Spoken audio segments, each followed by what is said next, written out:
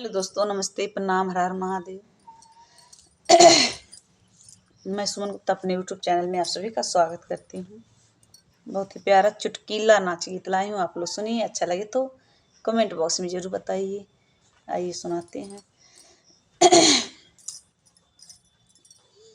नैहर के हाई दुलारी हो पिया गारी ना दी। नैहर के हाई दुलारी हो पिया गारी ना दी। 4 दिन बीतल गौना के आइल हो ससुरा के आइल। 4 दिन बीतल गौना के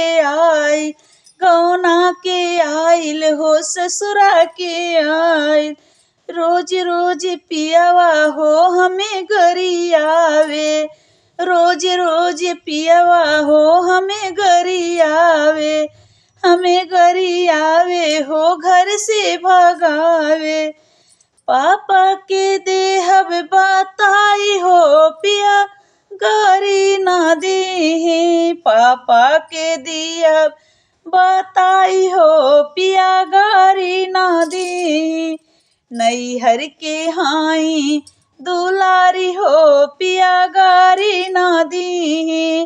भोरवे में सासू जी हमें जगावे, भोरवे में सासू जी हमके जगावे। रोज रोज पियवा हो हमके थकावे, हमके थकावे हो घर से भगावे।